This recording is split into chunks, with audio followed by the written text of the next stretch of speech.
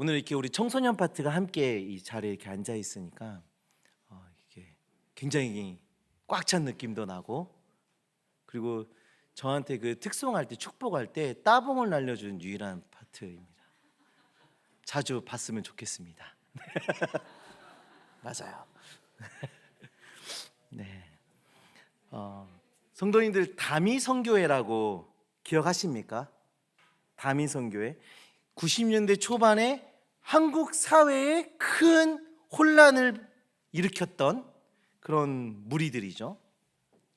1992년 10월 28일에 그 자정에 선택받은 사람들이 하늘로 올라가는 휴거가 일어나고, 그 이후에 7년 대환란이 있고, 그리고 1999년에 종말이 올 거라고 주장한 사람들입니다. 수많은 사람들이 생업을 포기하고 학업도 포기하고 전 재산을 교회에 헌금하고, 더 심각한 건 낙태도 하고 때로는 탈영을 하기도 한 그런 사건이었습니다. 이 사건이 얼마나 큰 사건이었냐면 CNN에서 이 사건을 취재하기도 했어요. 엄청 큰 이슈였어요. 국제적인 이슈가 되었어요. 저는 지금도 기억하는데 10월 28일 1992년 10월 28일 아침에 제가 저희 아버지한테 오늘 밤에 예수님이 오신다고 뉴스에 계속 나오는데 제가 학교에 가지 않아도 되는 건 아닙니까?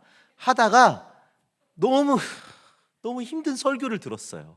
저희 아버지 목사님이신데 혼자 1대1로 예배 드리는 줄 알았어요. 제자훈련, 1대1 제자훈련. 너무 힘들었어요. 그날 아무 일도 일어나지 않았어요. 아무 일도 일어나지 않았고, 결국에 그 이장님이라는 교주가 체포당했는데, 나중에 조사해 보니까 휴가가 온다고 성도들한테 얘기하고 헌금도 다 받고 전 재산을 다 헌금하게 했는데, 휴거일 이후에 만기되는 채권을 대량으로 이렇게 구입해둔 사실이 발견되었죠. 네, 본인은 아닌 줄 알고 있었어요. 그리고 나서 나중에 이름을 바꿔서 계속 이 사역을 했대요. 참 대단합니다. 충격적인 사건이었어요. 그런데 놀라운 것은 이 충격적인 이런 일이 그 1990년대 초반에만 있었던 것이 아니라 교회의 오랜 역사 속에 반복적으로 일어났던 사건이었어요. 오늘 우리가 데살로니가 후서를 보게 될 텐데, 우리가 이 데살로니가 후서를 살펴보면서 데살로니가 교회가 가지고 있는 문제와 그 문제에 대해서 성경이 제시하고 있는 그 해답을 살펴보고자 합니다. 그리고 이 말씀을 통해 성경이 제시하고 있는 이 성도의 자세를 가지고 우리도 건강한 신앙생활을 하며 살아가겠다 결단하는 시간이 되기를 소망합니다. 데살로니가 전서하고 데살로니가 후서는요, 예수 그리스도의 재림이라는 주제를 가지고 말씀을 전해주고 있습니다. 그런데 이 전서와 후서에는 조금 차이가 있어요. 전서는 믿음으로 인해 고난을 받고 있는 성도들에게, 그러니까 믿음을 가지고 고난을 받고 있는 성도들에게 예수님이 반드시 오실 겁니다.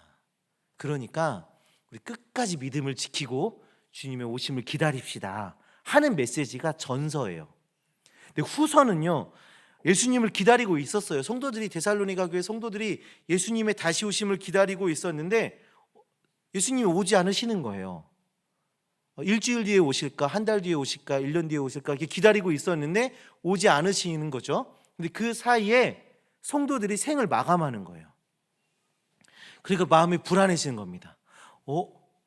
예수님이 오시기 전에 이 성도님이 돌아가셨는데 이분은 하나님 그 재림의 영광에 참여하지 못하는 것인가 하는 그런 생각들이 이제 갖게 되는 거죠. 그런 근심에 빠지게 되는 거예요. 그때 거짓 선지자들이 나타납니다. 마치 다미성교회와 같은 그런 거짓 선지자들이 나타나서 그들을 혼란스럽게 해요. 그래서 성도들이 일하기도 싫어하고 게으르게 되고 하는 그런 문제들이 나타나기 시작한 겁니다. 그래서 이 데살로니가 후서의 말씀이 주어진 거예요. 너무 신기하지 않습니까? 하나님의 은혜가 임하는 곳에 일어나는 그 이단의 모습이 어쩜 이렇게 흡사한지, 그 역사가 성경에 고스란히 담겨져 있음에도 불구하고 이 시대의 많은 성도들이 왜 그들의 미혹에 넘어가고 있는지 참 가슴 아픈 상황이기도 합니다. 그래서 오늘 우리가 이 데살로니가 후서의 말씀을 마주하고 있다는 것은요, 우리에게 너무나도 큰 은혜예요. 우리가 이 말씀을 통해 다시 한번 우리의 신앙을 점검하고 하나님의 말씀대로 살아가기느라 다짐하는 시간 되길 바랍니다. 우리 1절, 2절 말씀을 보시면 이제 거짓 선지자들이 어떤 주장을 펼치고 있는지를 볼 수가 있습니다. 우리 1절, 2절 말씀을 우리 함께 천천히 읽도록 하겠습니다. 형제들아, 우리가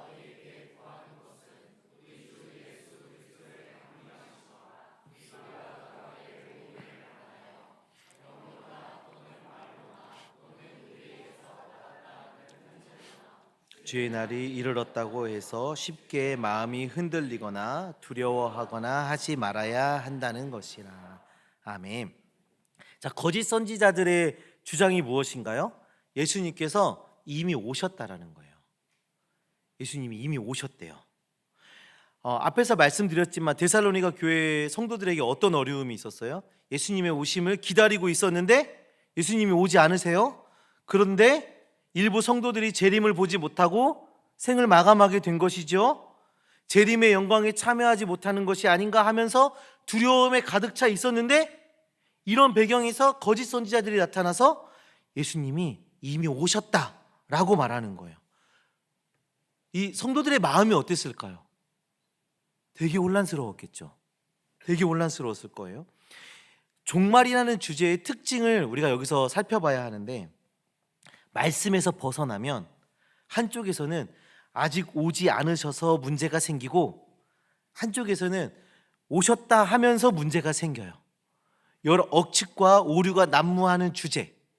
하나님의 말씀에서 벗어나면 억측과 오류가 난무하는 주제가 바로 이 종말이라는 주제예요. 성경에 근거하지 않고 사람들의 다양한 논리로 인해서, 논리를 앞세워서 재림의 영광을 갉아먹는 모습이 이 성경 시대에도 있었고, 그리고 지금 우리가 살아가고 있는 이 시대에도 그런 일들이 일어나고 있는 것입니다. 사랑하는 성도님들, 사실 귀한 것에는 가짜가 많지 않습니까? 다이소에서 파는 거에는 가짜가 없죠. 그렇죠? 근데 저 신세계백화점에서 파는 것은 가짜가 있어요. 값지고 귀한 것은 가짜가 많이 만들어지기 마련입니다. 종말은요, 성도에게 가장 귀한 것이고 우리 인생의 최고의 사건이에요. 종말은 우리에게 가장 값진 것이고 우리 인생의 최고의 사건이 종말이에요. 그렇기 때문에 모조품, 거짓 교훈들이 많은 것입니다. 이럴 때일수록 우리는 하나님의 말씀 앞에 바로 서야 돼요. 진리와 비진리를 구별할 수 있는 가장 중요한 기준은요, 성경이기 때문입니다. 성경이기 때문에 우리는 하나님의 말씀 앞에 바로 서서 바른 기준을 가지고 분별하며 나아가야 하는 것이죠. 자, 다시 본문으로 돌아가면 거짓 선지자들은 나름대로의 근거가 있었어요. 근거. 예수님이 이미 오셨다, 예수님께서 이미 재림하셨다라고 말하는데 그 주장의 근거를 제시해요. 자, 그것이 무엇입니까? 2절 상반절을 보시면 영으로나 또는 말로나 또는 우리에게서 받았다 하는 편지로나 주의 날이 이르렀다고 해서, 자, 이 세 가지 방법을 제시하고 있어요. 첫 번째는 영으로, 두 번째는 말로, 세 번째는 뭐예요? 편지예요. 편지. 영으로, 말로, 편지로. 자, 영은 무엇입니까? 영은 성령이 나에게 직접 말씀하셨다라는 거예요. 일명 직통 계시. 성령께서 나에게 딱 말씀하신 거예요. 성도님들, 이런 사람들 좀 만나보시지 않으셨습니까? 성령께서 나에게 말씀하셨다면서 성경을 넘어서는 주장을 하는 사람들을 한 번쯤 만나보셨나요? 예전에 이런 사람이 있었어요. 바람을 폈어요. 어떤 남자가 바람을 폈어요. 그런데 기도했더니 하나님께서 바람 피도를 허락하셨대요. 제가 이 얘기를 직접 들었어요. 바람을 폈는데 하나님께서 허락하셨고, 내가 기도했더니 이혼을 하고 이 바람 핀 자매와 결혼을 하라고 하나님께서 응답하셨답니다. 이런 얘기하는 사람도 있었어요. 제가 직접 들은 얘기예요. 기도를 했는데 하나님께서 지혜를 주셔서 설계 도면을 꾸며서 조작을 해서 더 이렇게 이득을 봤다는 거예요. 기도를 했는데 조작하기를 허락하셨고 조작할 수 있는 지혜를 주셔서 거짓말로 이득을 보게 하셨다라는 거예요. 말이 됩니까? 이게 지금 말이 돼요? 이게 하나님의 마음과 합한 것입니까? 하나님은 공의의 하나님, 정의의 하나님이세요. 하나님이 가정을 세우도록, 가정을 이루도록 하나님께서 허락하셨단 말이에요. 그런데 하나님께서 성경을 우리에게 주시고 알게 하셨는데 성경이 바람피라고 얘기합니까? 성경이 불법을 저질러 이득을 보라고 말하고 있습니까? 결코 성령의 말씀이 아닙니다. 하나님의 성령은 성령 하나님께서는 성경의 저자이세요. 믿으십니까? 성경의 저자이세요.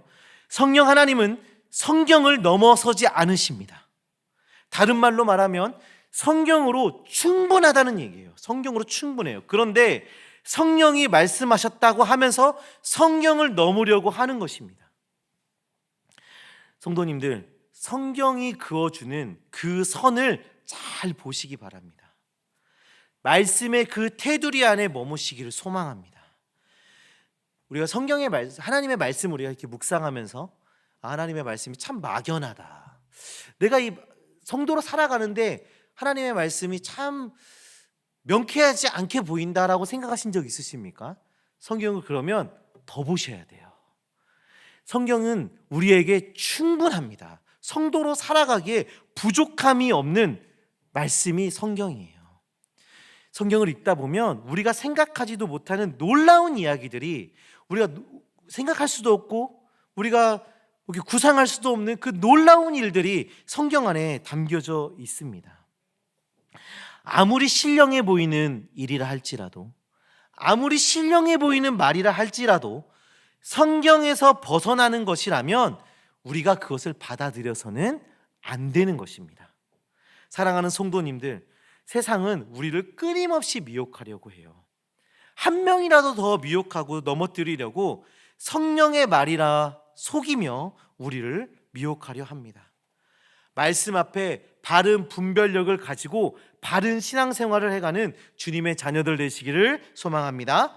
자, 두 번째로는 이미 오셨다는 주장을 말로 편지로 그렇게 들었다라고 얘기해요. 예를 들면 이런 거예요. 데살로니가 교회 성도들이 있었어요. 그런데 누군가 다가오는 거예요. 형제님, 내가 들었는데 예수님이 이미 오셨대요. 그거를 바울 선생님이 얘기하셨대요. 바울 선생님이 편지를 보냈는데, 자매님, 바울 선생님이 편지를 보냈는데요, 예수님이 이미 오셨다고 그렇게 편지를 보내셨어요. 자, 데살로니가 교회 성도들이 이 말을 들었어요. 어땠을 것 같으세요? 우리는 믿음이 연약해서 우리 바울 선생님이 전해주는 그 복음의 말씀을 너무 기다렸고 바울 선생님의 그 가르침을 너무 좋아했고 사랑했는데 그 바울 선생님이 예수님이 이미 오셨다라고 말씀하셨다고 거짓 증언하는 사람이 나타난 거예요. 마음이 이상해졌겠죠? 혼란스러워졌겠죠? 지금 우리는 그럼 어떻게 해야 되나? 두려워지겠죠? 이런 문제들이 발생하기 시작하는 거예요. 이런 일들이 얼마나 많이 있었는지 우리 바울 선생님은요, 자신의 편지에 서명하듯이 표시를 남겨놨어요. 데살로니가 후서 3장 17절 18절에 그 서명이 담겨져 있는데, 나 바울은 친필로 문안하노니 이는 편지마다 표시로서 이렇게 쓰노라. 우리 주 예수 그리스도의 은혜가 너희 무리에게 있을지어다. 사인한 겁니다. 사인. 이거는 내가 직접 쓴 편지하고 사인을 한 거예요. 사랑하는 성도님들, 이단을 만나보셨습니까? 제가 그 제자반을 할 때 항상 뭐 이단을 경험해 보신 적 있습니까? 라는 질문을 하거든요. 너무 감사한 거 우리 교회 성도님들은 이단을 안 만나보셨어요. 이단하고 접촉도 안 해보셨대요. 그래서 어떤 성도님이 저한테 그러더라고요. 이단은 도대체 어디서 만나는 거예요? 막 이런. 그래서 제가 그랬어요. 길거리에서도 만나고 고속터미널에서도 만나고 뭐 여기서 만나요. 제가 막 이렇게 얘기를 하긴 했는데 자주 만나죠. 근데 그 이단들의 전략이 무엇이에요? 이단들은요, 가장 친한 사람, 신뢰관계가 잘 쌓여 있는 사람, 그 사람들이요 첫 번째 타겟이에요. 첫 번째 타겟. 아무리 친하고 신뢰할 만한 사람이어도 성경에서 벗어난 말이라면 우리는 절대로 받아들여서는 안 돼요. 어느 날 최모세 목사가 성도님들한테 나타나서 이단의 가르침을 얘기해요. 그러면 어떻게 하셔야 돼요? 들으시면 안 되는 거예요.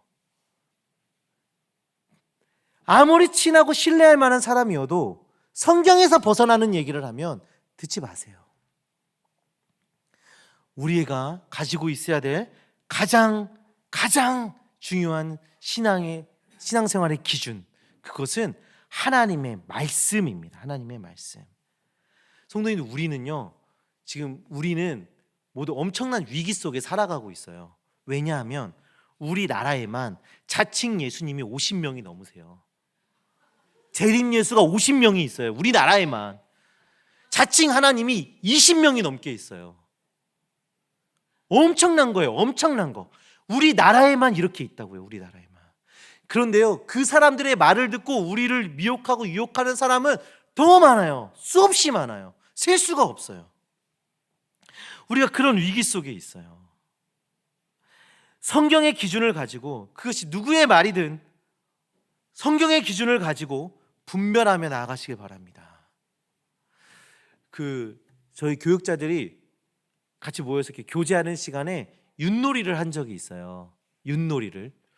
그런데 진짜 각 집마다 규칙이 다 달라서, 뭐 지옥도 아니에요. 각 집마다 규칙이 다 달라서 그 규칙을 세우는데 1시간이 걸렸어요. 윷놀이 1시간, 규칙 만드는데 1시간.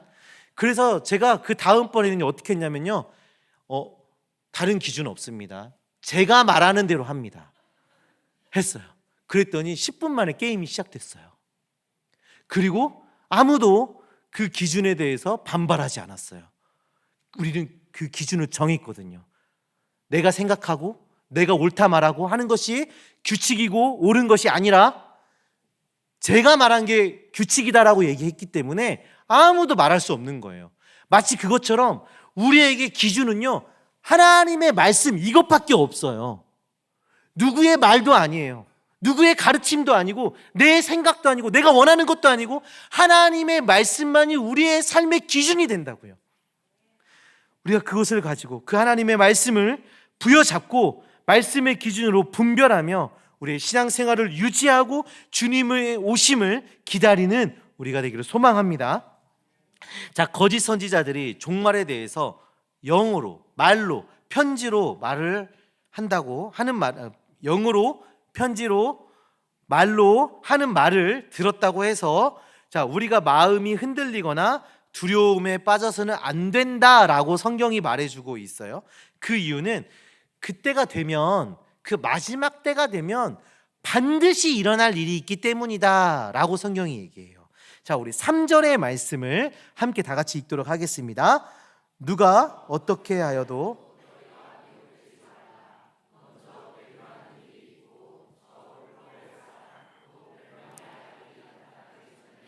그날이 이르지 아니하리니. 자, 예수님께서 재림하시기 전에 반드시 먼저 일어날 일이 있다고 말씀하십니다. 자, 2가지가 있는데, 첫 번째는 배교하는 일이 일어나요. 배교하는 일. 그리고 두 번째는 멸망의 아들이 등장합니다. 자, 배교가 뭐죠? 배교는 불신하고는 다른 거예요. 불신은 믿지 않는 것이 불신이죠. 배교는 믿는 것 같지만 결국 신앙을 포기하는 것, 이게 배교입니다. 적극적이고 자발적으로 하나님을 대적하고 거스르는 것을 배교라고 하는 거예요. 성도님도 종종 우리 주변에 이런 사람들을 만나요. 내가 이전에는 예수님을 믿었는데 이 교회 안에서 이 예수 믿는 사람들한테 상처를 받아서 이제 교회도 안 나가고 예수님도 안 믿어요. 참 예수 믿는 건 좋은 일 같은데 믿는 사람들이나 안 믿는 사람이 똑같아서 이제 내가 믿지 않기로 했습니다. 들어보셨어요? 만나보셨어요? 안 만나봤어요? 네. 그런 사람들을 우리가 종종 만나잖아요. 또 이런 거예요. 납득이 되지 않아요. 아무리 하나님의 말씀을 들어도 내가 믿어지지 않고 납득이 되지 않아서 이제 하나님을 멀리하기로 했습니다. 또는 내가 기도했는데요, 하나님께서 응답하지 않으셔서 내가 교회를 떠났습니다 라고 말하는 사람들을 우리가 종종 만나곤 해요. 그런데 여기서 말하는, 이 오늘 본문에서 말하는 배교는요, 이런 한두 명의 이야기가 아니에요. 우리 주변에서 일어나고 있는, 내가 믿었는데요 이제는 교회를 안 나가요, 이 정도의 수준을 얘기하는 것이 아니고요, 거세고 조직적인 배교가 일어난다는 거예요. 거세고 조직적으로 큰 배교의 사건이 일어난다. 왜 배교가 일어납니까? 불법의 사람이 등장하기 때문이에요. 불법의 사람은 누구예요? 법이 없는 사람, 법이 없는 사람, 법을 아무렇게나 깨뜨리는 사람, 그 사람들을 얘기하는 겁니다. 우리가 지키며 살아가야 하는 이 세상의 법, 이 시민법과 하나님의 말씀의 법을 마음대로 깨뜨리고 불의하고 악한 자를 말하는 것이에요.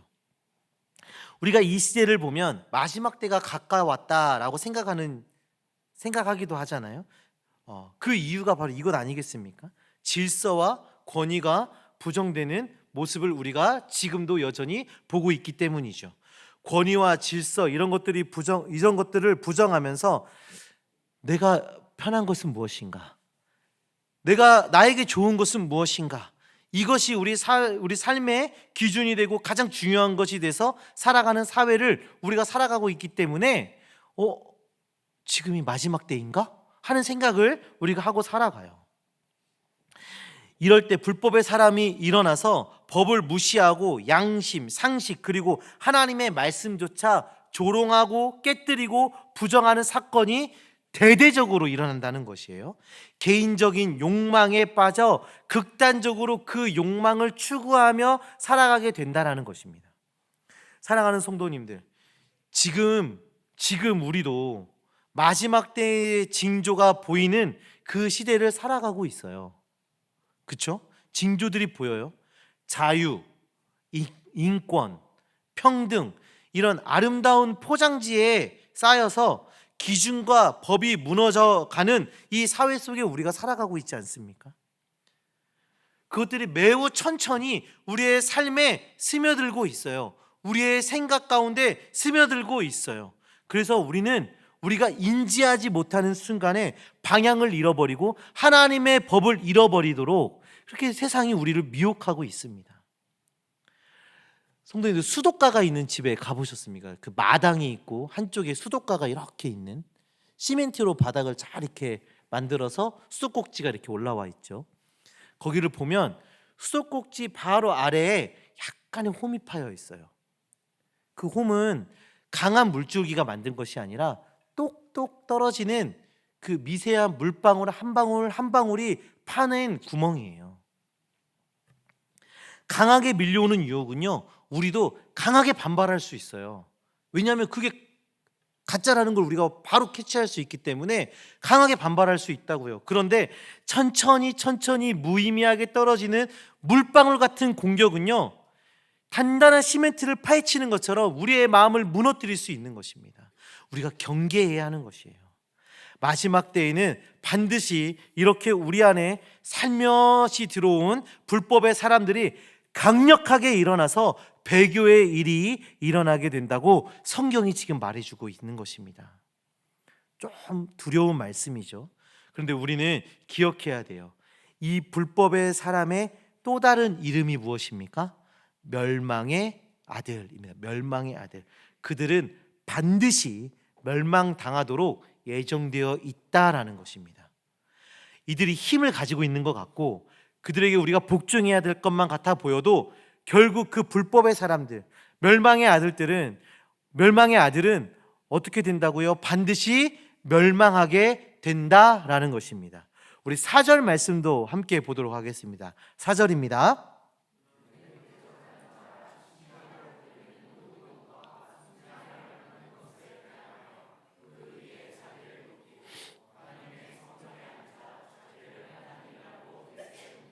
아멘. 그 사람의 또 다른 이름이 지금 등장하고 있어요. 또 다른 이름이 무엇입니까? 대적하는 자. 네, 또 다른 이름이 무엇입니까? 대적하는 자예요. 대적하는 자. 이 인물은 먼저는 하나님을 대적해요. 하나님을 대적하는 자가 등장합니다. 그런데 이들은요, 신이라고 여겨지는 모든 우상도 대적해요. 세상의 모든 것을 대적해요. 자기가 예배받고 경배받아 마땅한 존재인 양 모든 것들을 공격하고 깎아내립니다. 오랜 교회의 역사 가운데 그러면 이 대적하는 자가 누구인가 하며 추측하는 일들이 있었어요. 이 성경 시대에는 로마의 황제인가? 종교개혁 당시에는 교황인가? 그리고 요 근래에 이르러서는 저 독재자들인가? 정치가들인가? 재벌가들인가? 하는 그런 여러 가지 추측들이 있었습니다. 왜냐하면 그들을 통해서 핍박도 받고 유혹도 받았었기 때문이죠. 이렇게 역사 속에 많은 성도들이 핍박과 박해와 유혹을 마주하며 살도록 하나님은 왜 허락하셨을까요? 이렇게 대적하는 자로 추측이 될 만한 사람들이 교회 시작 때부터 지금까지 계속 있었어요. 계속. 이거는 왜 하나님이 이거를 계속 허락하시지?